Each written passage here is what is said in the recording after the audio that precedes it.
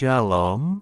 Selamat pagi Bapak Ibu yang terkasih di dalam nama Tuhan Yesus Kristus.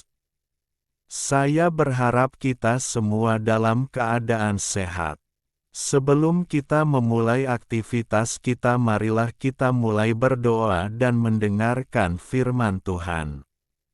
Marilah kita berdoa. Bapa yang di dalam surga, kami bersyukur atas segala berkat dan kasih karunia yang boleh kami rasakan hingga pada hari ini.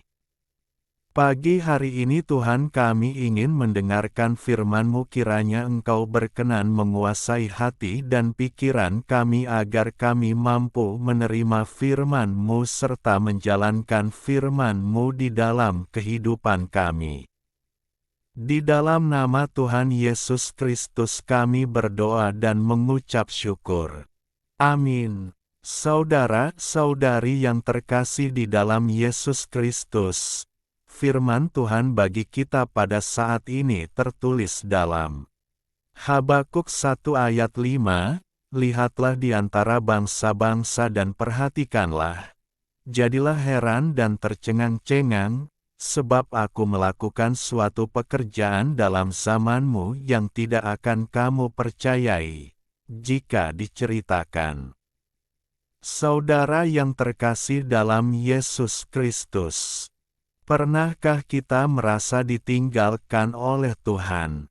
Jika kita pernah merasa, begitulah perasaan Nabi Habakuk. Ia merasa Tuhan tidak menjawab atau tidak mendengar keluhannya.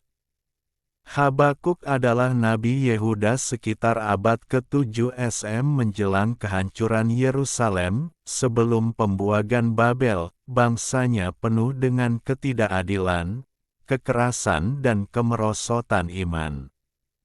Habakuk adalah nabi yang peduli dengan apa yang menimpa bangsanya. Dia melihat kejahatan ada di mana-mana. Itulah yang membuat Nabi Habakuk memohon kepada Tuhan, mengeluhkan kepada Tuhan tentang keadaan bangsanya. Habakuk merasa Tuhan diam terhadap kejahatan yang terjadi di Yehuda. Habakuk bertanya berapa lama lagi dia harus berseru dan Tuhan menjawabnya, 1:2, namun, diamnya Tuhan Allah sebenarnya ia mempersiapkan rencana yang besar melampaui pemahaman manusia. Tuhan akhirnya menjawab Habakuk, tetapi jawaban Tuhan sangat mengejutkan. Itulah khotbah kita di pagi hari ini. Allah memberikan jawaban yang mengejutkan. Ia memakai bangsa Babel untuk menghukum umatnya sendiri. Karena itu khotbah kita pagi hari ini menekankan bahwa kedaulatan Tuhan Allah melampaui logika manusia. Tuhan dapat memakai alat yang tidak biasa atau bahkan yang terlihat buruk untuk mendisplikan umatnya.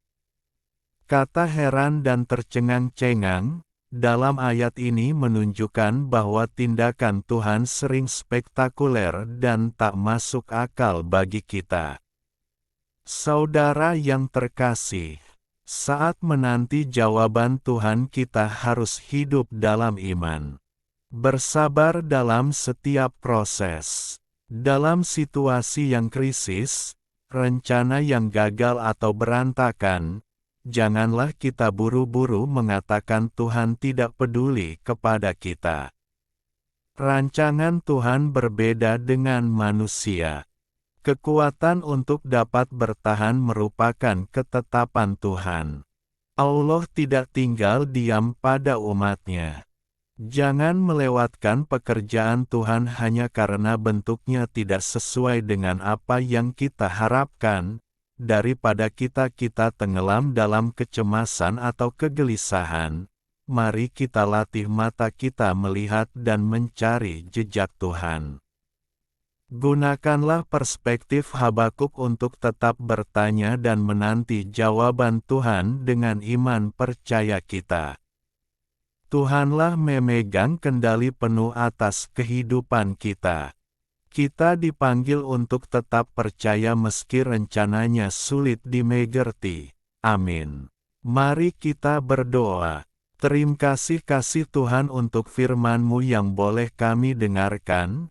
Ajarlah kami untuk boleh selalu melihat rancangan Tuhan dalam kehidupan kami. Kami boleh melihat karya-Mu di setiap persoalan hidup kami. Kami memohon kepadamu Tuhan, biarlah kami boleh semakin dekat dan hanya berseru kepadamu di setiap persoalan yang kami hadapi dan tetap setia kepadamu.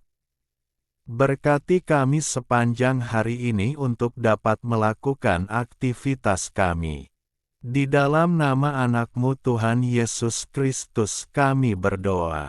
Amin. Jerat bagi diri sendiri. Jangan berteman dengan orang yang lekas gusar, jangan bergaul dengan seorang pemarah, supaya engkau jangan menjadi biasa dengan tingkah lakunya dan memasang jerat bagi dirimu sendiri. Amsal pukul 22:24-25. Jerat adalah alat dari tali yang dipasang dengan berbagai cara untuk menangkap burung dan atau binatang lainnya. Secara kiasan, jerat dalam kehidupan manusia adalah usaha yang dilakukan untuk menyusahkan orang lain, bahkan untuk menjatuhkannya.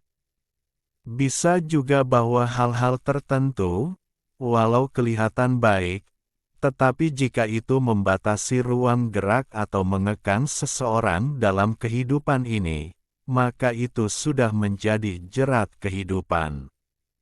Berteman dan menjadi biasa dengan kehidupan orang yang lekas gusar dan bergaul dengan orang pemarah adalah jerat bagi diri sendiri, dalam pengertian bahwa hidup kita dikekang oleh kemarahan orang itu. Lebih jauh bahwa kita dijerat oleh orang yang lekas gusar dan orang pemarah itu, sebab setelah menjadi biasa dengan mereka dan menjadi sama dengan mereka, pemarah dan orang yang lekas gusar itu menjerat dirinya sendiri dan kehidupan di sekitarnya.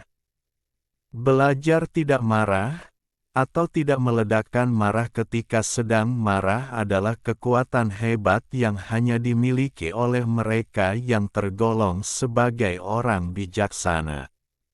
Hai saudara-saudara yang kukasihi, ingatlah hal ini, setiap orang hendaklah cepat untuk mendengar, tetapi lambat untuk berkata-kata, dan juga lambat untuk marah. Sebab amarah manusia tidak mengerjakan kebenaran di hadapan Allah.